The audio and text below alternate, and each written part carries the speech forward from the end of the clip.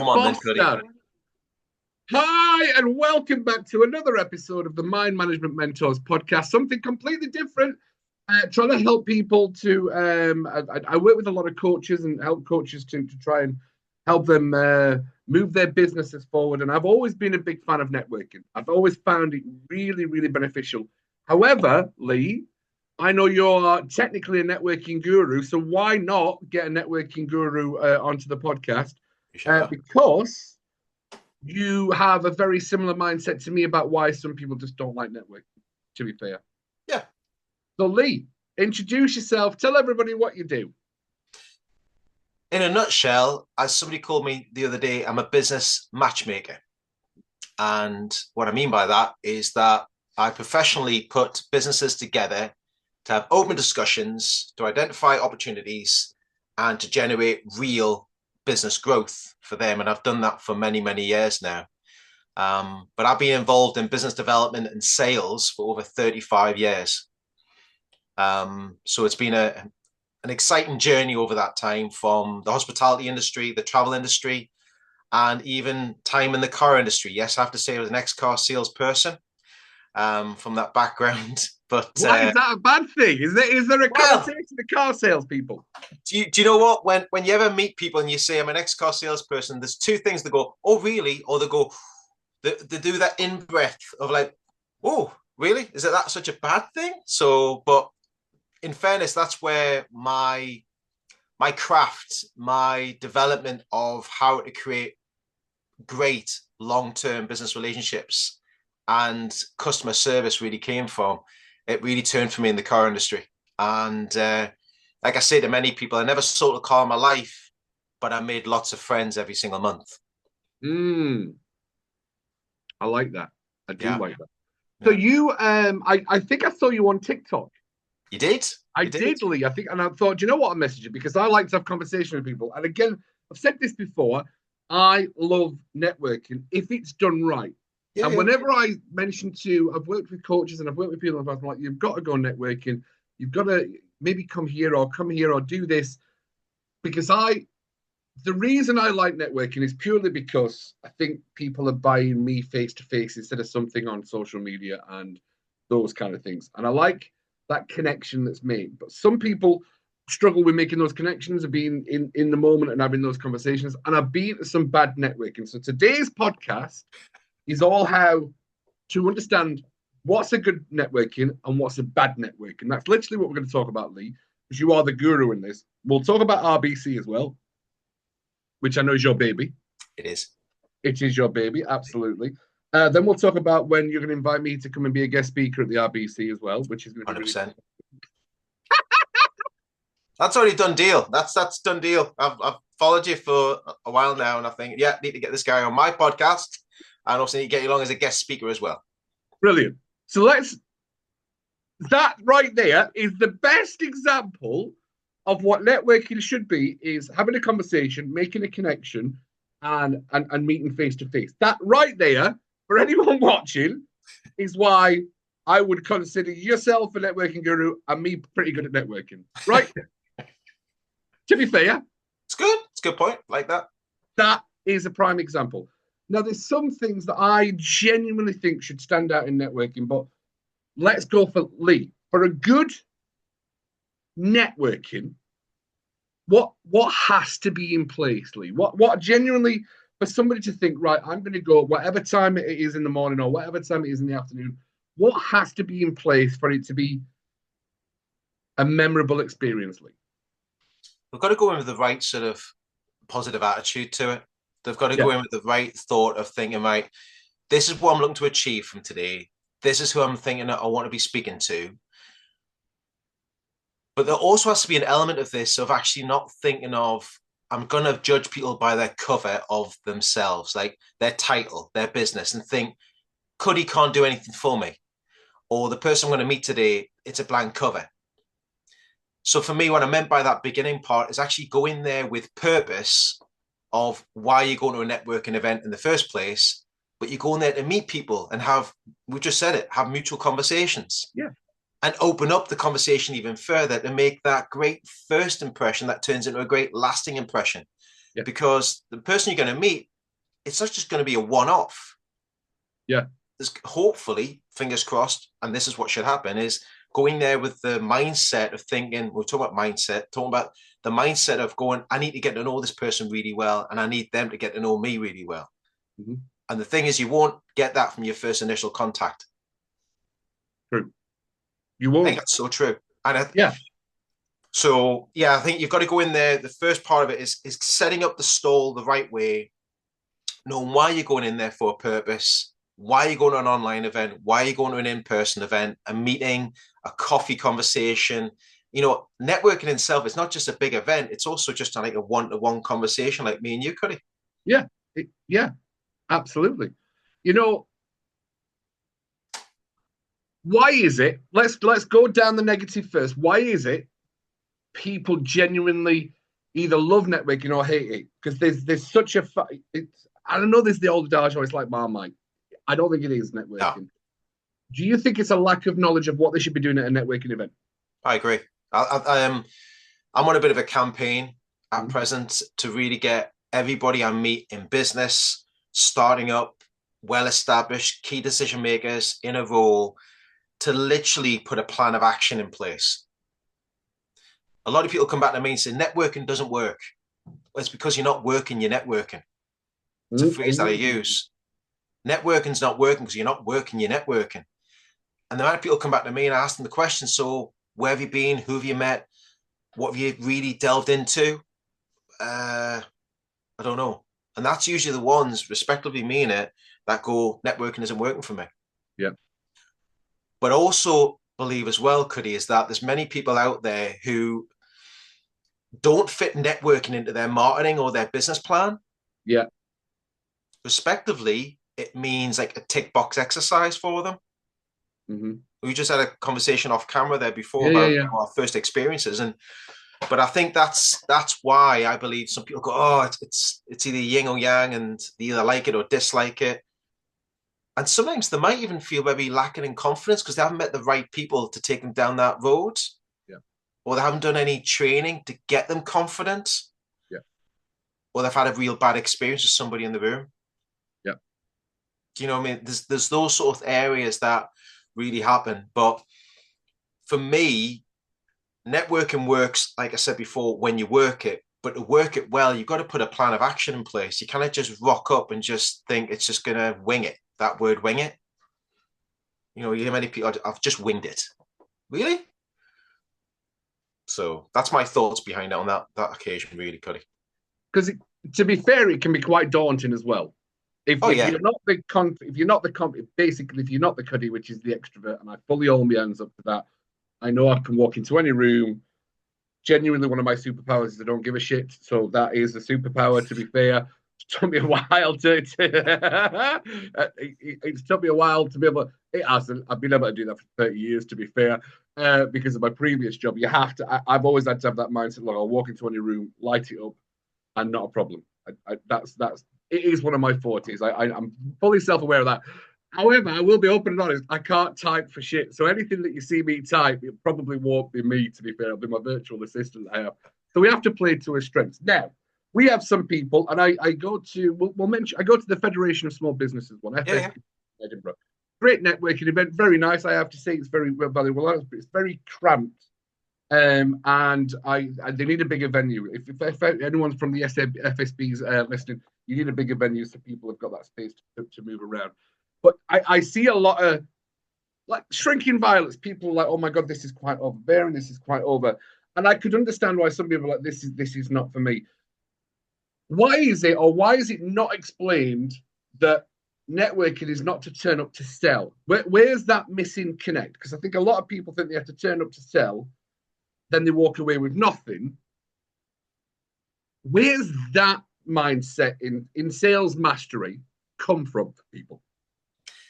I think it's inherited from the way networking was used before, was Right. sell to the room. The elevator pitches and pitching to the room. Ah, right. So they think you have to pitch to everybody. There's a time and a place for, as I like to call it, the introduction, Yeah. the story, painting a picture in people's minds, etc. Yeah. I think it comes back from people feel they have to sell to the room, and they've met many people. I've met many in my time that have sold to the room Yeah. and really gained from nothing from it at all. And I think that's where it comes from. When people see networking or they see these events or these conferences you go to, you think you're trying to work the room, but trying to sell to everybody. Yeah. And it's that old analogy that you say, well, who are you looking to speak to today? And they go, well, I want to speak to everybody. And there's got to be a specific niche that you want to speak to that can actually help your business. Yeah. So that's why I think it came from this inherited thought or area that people think they have to sell to it. And there's a great analogy that I use. There's the farmer and there's the hunters. Yeah. So the farming analogy is where I come from. The farming is planting the seeds, Yeah. multiple conversations, nurturing those conversations, building those confidence up. Yeah. But you're nurturing that playing field. Because if you nurture it the right way and you plant it, you look after it, it'll start to grow and you can maintain it really well. The hunter will go into the field and scavenge it, jump into the next one and just do the exact same thing. Yeah. And they'll never come back to that first field to come back because they think they've scoured everything out of it. Yeah. And I think that's where a lot of people feel that they get sold to in networking events. That's just kind of hit a light bulb for me with something Yeah. quite recently. I'm like, that is interesting. Interesting. In what way? I could see how somebody's hunted the room, realized they're not getting anything. I thought, right, I need to move on to the next room, and that's not good, is it? I've not as far, so I'll mention this. I'm in the BNI, and I've always liked the BNI because I like the consistency and the accountability. We'll talk about RBC as well and why it's different, why it's going to be beneficial. Now, I know for some people, the accountability and the consistency of the BNI can be too much for them. You know, that every week, making those connections and feel like bringing in the referrals and things like that. I like it. I love it. I've got great friends in there and great connections in there. And I got into director consultancy as well. So I get to go and help other chapters as well. I do like it. And I know I'm that person. However, people don't like the consistency and the accountability. And I think what makes the BNI so great is the accountability. However, moving over to RBC, because I know that you've done BNI as well. Yeah, I know why I find it. Yeah, I know. I like the building relationships. Know, like, and trust and building relationships to me is really, really important. And that building that trust of someone, yeah, I will recommend that roofer or that electrician or one of those kind of things. So over your years of experience of networking, and RBC being what RBC is, the Revitalized Business Club, I like that, the Revitalized Business Club. What is it that you would like to be able to say, this is why RBC is fantastic from Lee's point of view? You mentioned before about accountability. Yeah. And there's also an element of that coaching accountability that's in there. So with the RBC, it's a community of individuals. Yeah. Community is the key part of it all. The community of the networking group that I've got. But that's what I visualized in the early days when I launched it. Yeah. I wanted to bring mutual, like-minded business professionals together that can have an open discussion and identify resources, support, and opportunities available to them. Yeah. But that only comes by building confidence with each other, Cuddy. Yeah. So so in the likes of having something where you're building a confidence with people around the room, that's where Revitalize really comes into its forte. So everyone's in the same boat of actually looking to grow their businesses or their role. But the accountability part of it is that the biggest thing I encourage is conversations. Consistent conversations with individuals, not just a one-off, but it's regularly chatting with people. Because at the end of the day, you're trying to educate each other about what you do and how you do it. Not making it rocket science, right? It's just a no-brainer, this. But if you educate each of us correctly, you know what I do, I know what you do. And then I meet someone in a neutral environment, either for a cup of coffee or another meeting or somewhere I've gone to, and they bring up something that we've discussed. I'll go, yeah, I know somebody you need to be speaking to. And I'll introduce them to you. But before you even get there, you've got to take the time to build up those relationships. But here's the other thing with networking. People think it's about sales, it's about opportunity. I've helped countless individuals over the years by growing their business. And some have had business through it, but a majority have had some great resources, some great advice, and some great support through the RBC of the individuals to take their business to the next level. It may be having a missing piece of the puzzle, excuse the pun, because my logo's a jigsaw piece, but it could be the missing piece of the puzzle. That's where Revitalized comes in. It's going, right, who do you want to speak to? Here's the audience. Let me help you, guide you along that road. That's a difference. And especially with the RBC, it began by doing a one-on-one networking coaching session with somebody. Mm. And from the back of that, that's what launched Revitalized Business Club. Yeah. For me, it began by giving them a proven strategy, a proven checklist, a proven networking blueprint to go out there and effectively network better, to have a goal and objective you want to achieve from it. So resources, support, confidence, education, and having that accountability in there to help people network more effectively outside and inside of the RBC. Yeah. Hope that covers the bases. No, powerful, extremely powerful. So for anyone that's like, oh, I'll listen to this podcast, but I'm like, oh, is it networking? Oh my God, it was just there's always some of the things that I hear is like, oh, there's always a business coach trying to sell me businessy things. There's always a food person trying to sell me some food or some supplements or something like that. Or there's always I'm not naming any names or any brands, to be fair. There's always somebody. Who you are, though. I know who they are. Oh, there's always somebody who's trying to sell me cheaper electricity and gas. Right? Who would that be? I'm putting that out there, right? When somebody says, "Well, I own I own my business that I'm trying to build, and I don't want to be around let's say the one-man bands, do you think that they're being too judgmental of the power of what those people have to give, and not realizing that their failures in networking possibly come from their judgments, not from their persistence? That's a really good question to ask, by the way. And I think it's a good response to look at that. Because I've had many people in the past, even recently, Cuddy, that have said to me, that's not my ideal customer to speak to. Yeah. What do you mean? Well, if I speak to them, they're not really my target audience. They're not going to be.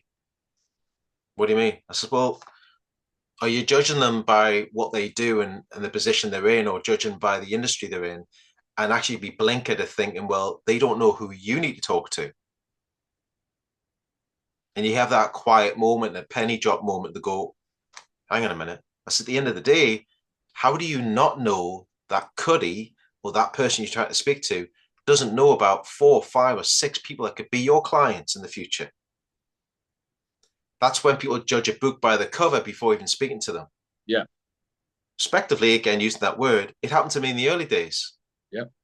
When I first started off in a networking environment, and I've told this story many times to people I've met, but the first time you've probably heard it yourself and your listeners have heard it, right? So my first ever experience with networking was I came out of a corporate industry after 8.5 years.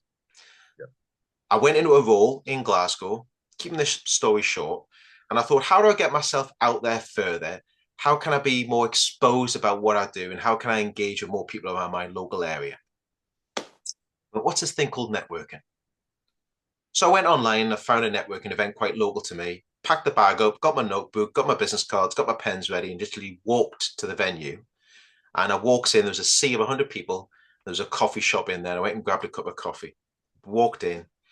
I actually watched one guy just sitting by the coffee where they deliver the coffee to, and he just sat there at the bottom saying hello to everybody. I then cottoned on. I thought he's doing it on purpose because everybody walks in, went and got a coffee, and he's saying hello to every single person that walked into that event. And I thought, very good. Like I was visualizing, I was working, looking around the room and seeing I was like, I've got a thing called the triangle of networking. Right. And this part, I was the observer at this occasion. So I was observing what was happening. But this is what happened to me. You just talked about that prejudging before even speaking to people. And that's when people think that networking doesn't work. So 3 people I met that day just to give an example of one of them, introduced myself, started chatting. As soon as they heard my role and my title, they went, really sorry, Lee, there's nothing I can do for you here today, but lovely to meet you. And I thought, I do hope you have a lovely day today. Enjoy yourself and work the room. Thanks very much. They literally shut it down before even getting into my background. I call it the chapters of the adventures or the chapters of your career, the Yeah. chapters of your business. All they looked at was just the front cover of my book. They weren't wanting to delve in to the chapters. They Yeah. want to delve into the index and find out a bit more about me. 3 people did that to me in that morning.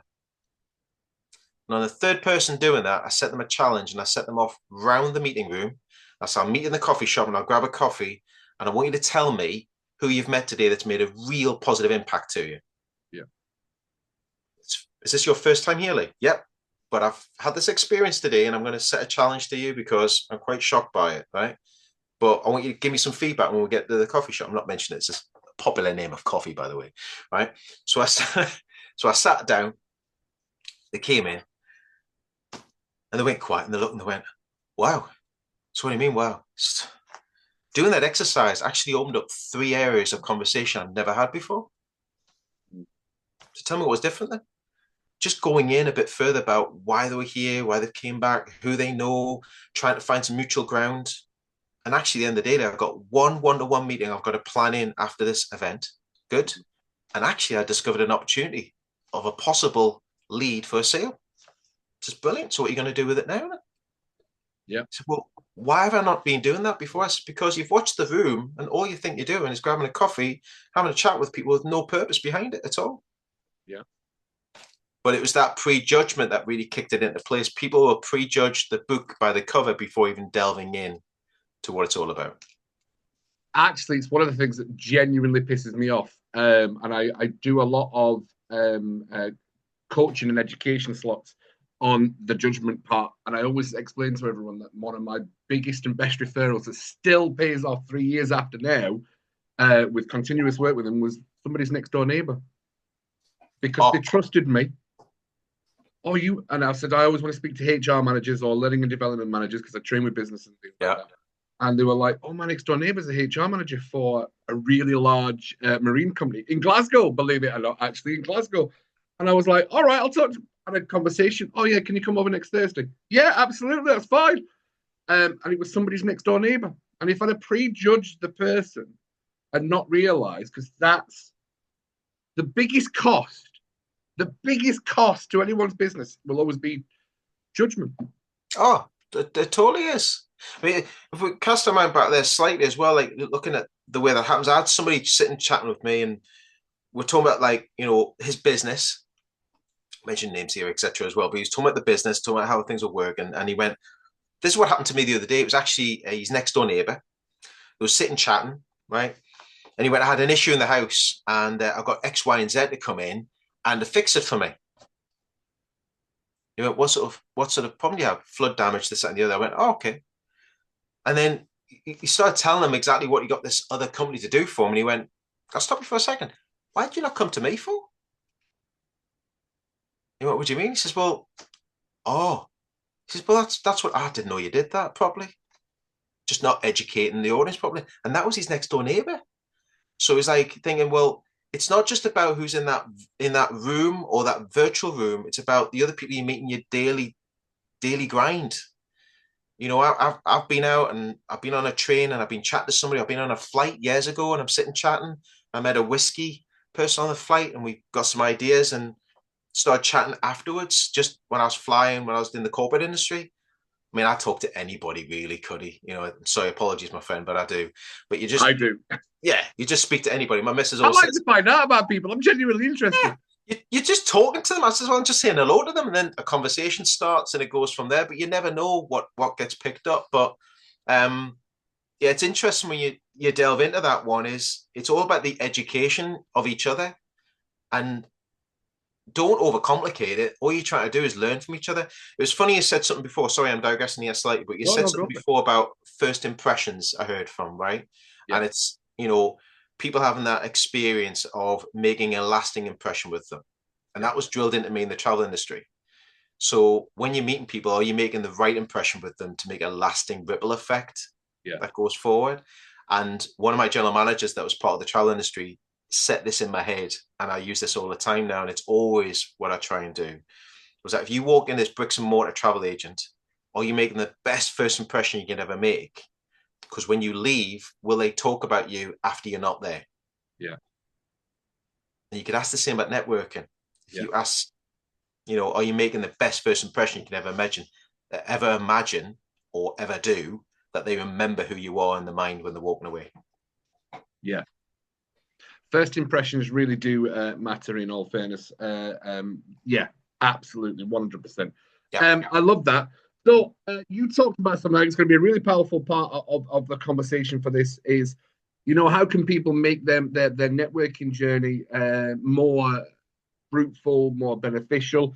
And you touched on the triangle of networking. So for Lee Foster, the networking guru of Glasgow, and Canada, I believe you Further said you field, global, if you want to call global, it global. global, absolutely. We love a bit of global. What's the triangle of networking, and how can somebody take that concept and start using it tomorrow? Thanks for asking that, Cuddy. So if you if you have, I actually got this hosted on my YouTube channel as well. I actually did a video on this, and I talked it through, and I put on my socials before. But the triangle of network, triangle's the strongest shape you can find. Great foundation, solid base, right?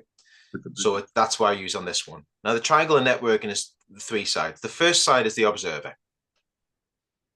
And the question I'll put this out to everybody here who are watching and listening to this or watching the playback on it is that, can you relate to something in this for you? So are you all three sides or are you just one side? We talked about lacking in confidence at the beginning, being that wallflower, being that one that walks in, goes, oh, where do I start and who do I talk to? And, that side of it. The observer is two sides. There's two parts to the observer. The first one is first time networking, observing the room and don't know where to start. You've got nobody helping you. You're just observing the room and going, oh, who do I talk to? I'm not feeling confident. I'm not feeling very comfortable or confident with that. How do I make a start in this room, virtually or in person? Second part of the observer is when they've built up that confidence, but they're still looking around the room, seeing who's in there and observing who's new in the room, who they need to go and talk to, who they know in the room, etc. That they've gone from that lacking confidence to feeling a bit more confident, and they're now observing the room a bit easier to go and walk in and touch to people, touch in and talk to people. The second part of it is the educator side. So when you get more confident, you become more of an educator of the room. Mm. So if you walked into your BNI meeting, an LBC meeting, you walked into an FSB meeting or many other meetings that's in there, when you start feeling more confident, you'll go, oh, there's Cuddy. Have a chat with Cuddy. He's a new person that's in there. We start having a conversation. I start learning more about from you. You start learning more from me, and you become more of an educator of the room. You start to talk to people to learn more about them. And that takes time to really get to know people really well. But what this instills is confidence and trust into them, because you're taking a vested interest to learn from each other. So the educator. The third side is the mixer. It's when you start to feel a lot more confident in yourself. You become a great observer. You're seeing who's new in the room. Oh, there's a chap there. He's got a bright shirt on. It's the first time I've seen him here. You walk over and introduce yourself. Turns out to be Cuddy. You start chatting away, and then you're having this conversation. And now what happens is you feel a bit more confident. Cuddy now starts mixing the room up. You start mixing the room up. Say, oh, you need to speak to Bob and Sheila's came in here. Do you want to have a chat with these? They'd be a great fit for you because you've learned from each other really well. So you now became a great observer, educator of the room, and you start to mix the room up by doing things in the room and outside the room. So for me, that's the triangle of networking. And if you can click on all three sides of it, it makes you an all-rounded seasonal networker that's in there because you can work it really well. So it's also kind of like a three-step process for you to go and build your confidence in networking as well. Yeah. So that's how you become the strongest for. Because as you were going through that, I'm like, yeah, I'm full of what. Yeah, I know I'm the mixer. I do go in quite. I am like a bull in a china shop. I get that. Yeah. But I can only be Cuddy. In all fairness, I can only be Cuddy. Right, so I love that. So the triangle of networking is first we become the observer, two parts, then we go into the educator, then we become the mixer. Using all three. And here's the thing somebody shares with me in a lot of the networking development sessions I've run. They go, I'm actually only two sides this month. Really? Yeah, I haven't been a great mixer this month. Okay. So I always hold people accountable of how they feel and how they're using their networking and business development.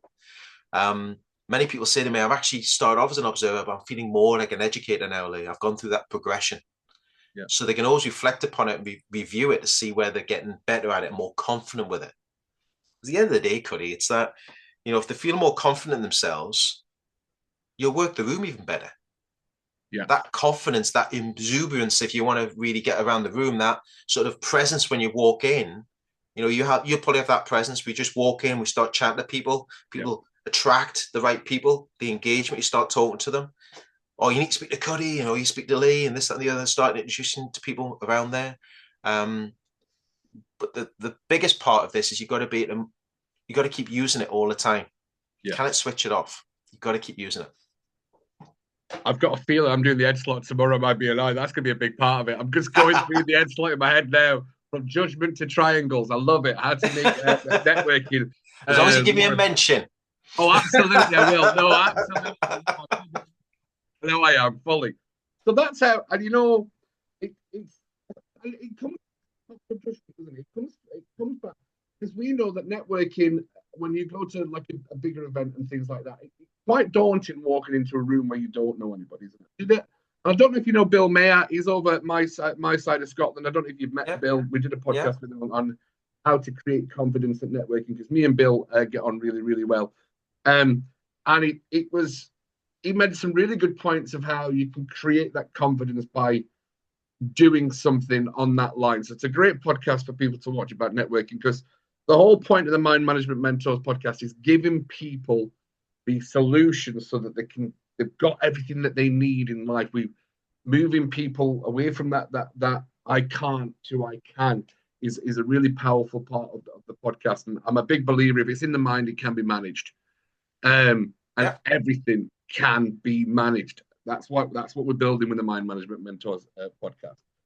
So, Lee, for you, build, and I like the fact you mentioned visualization. The visualization of when you started. I love the magic and the woo woo of visualizations. I genuinely do.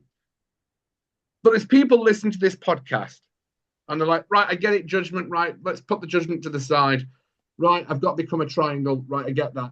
But what's three things, three tips that Lee Foster wants to give to the world right now to make your next networking adventure successful? Yeah. Well, number one, set out your stall the right way. Set out your planning, get the balance right, and know exactly where you're going and be disciplined to go to it every single month. So plan in advance of what you want to achieve, right? Setting up the stall. That's stage one. Okay. So take some time out before you do it. Look at all the networking groups that you're going to go along to, the meetings. If you're part of BNI, you're part of RBC, you're part of any other networking organizations out there. Make sure you got the balance right and you can use them all properly. But at the same time, make sure you got your planning correct as well. The second part, who's your target audience? Who do you really want to be speaking to? So if someone asks you at a networking event or a meeting, Cuddy says, right, who do you want to speak to today, Lee? And you literally go like this and freeze up and not answer it, right? Or you go, I would like to speak to bang, HR companies. I want to speak to travel agents. I want to speak to mortgage advisors. I want to speak to X, Y, and Z. You know exactly who you're going out there and who is your target audience you want to speak to, right? Makes it easier because this is where the third part comes in really important. Get ready to deliver a great, purposeful message when you're ready to introduce yourself. This is just the basic three, by the way, right? Yeah. So plan, prepare, organize your stall for success for the month ahead. Second part is make sure you know who your target audience is you want to go out there and speak to so you can educate people the right way. And thirdly, most importantly, is to make sure you've got your messaging right and how you're going to deliver that with confidence to the online or in-person audience. Because if you paint the right picture in people's minds and you introduce yourself the right way, the penny will drop, and then people know exactly who you want to be speaking to. Yeah. Because at the end of the day, we were talking before about sales and opportunity, leads. That's what we're there for, but it takes time to do it. It does take time. It comes back to the farmer and the hunter analogy, doesn't Yeah. it? Yeah. There's networking is more about farming. Oh, totally. I've seen so many in the past that are just, I've seen them drop in and out and then just disappear, and you don't see them for 6 or 8 months, and they pop Yeah. back up again. And you go, you back for a second round? Yeah. And actually, you've just three people just popped in my head there. Of you see them do the rounds and like, are you going to join? No, it's just not for me. And then 6 months later, you see them back in. Oh no, it's just not for me. Um, and it does make you wonder why they just. But yeah, you're absolutely right. So for anyone that's watching this, I think, well, I've given networking. I've given networking a try in the past. Oh, do you know what? Lee's kind of made me think. Oh, I want to give it a bit more of a try.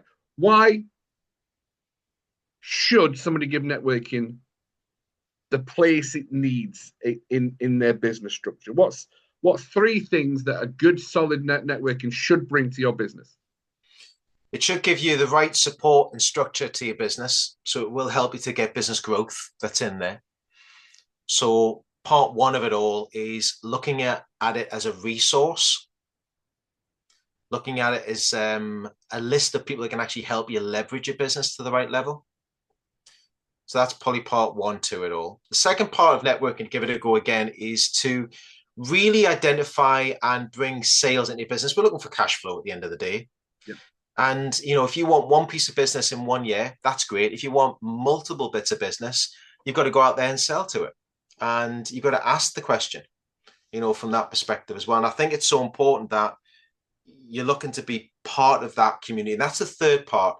Yeah. Invest yourself into being part of that group and community that you're part of. Yeah. Invest yourself into that group or organization that you're going to use on a regular basis. Because here's the thing, if you work it really well, it will work for you. Yeah. It will work for you if you work it really well. But again, is, you know, from that sort of making it work around the room and identifying the sales. So it will help your business growth, but you've got to invest the time into it to work the room and to ask those questions. Yeah. You need resources, you need support that's in there. Look at it from a different perspective. Think about how it'll benefit, because there's a lot of people out there that are just starting off in business as solopreneurs. Yeah. So between 0 to 2 years, it's a vital part of your business growth journey. It is. The people out there between 5 years to 10 years, established business owners think they don't need networking anymore. Yeah. I've done it, wore the t-shirt, pants, trousers, belt, the whole shebang, right? I've been there before. But you still need to pop back in again and be visible with the room. And you've got to be consistent with your delivering the message that's in there as well. Yeah. And there's many managing directors out there who have sales teams who actually stop their teams from networking after maybe a month or 2 months because they've got nothing back from it usually. Yeah. Hunters, not farmers. And it's been the farmer analogy to it all. So look at it from the perspective of you're at ground zero. You're thinking, right, how can I start this up now? How am I going to build the foundation for me in these groups and networks that I'm part of? How can I start galvanizing the relationships in there?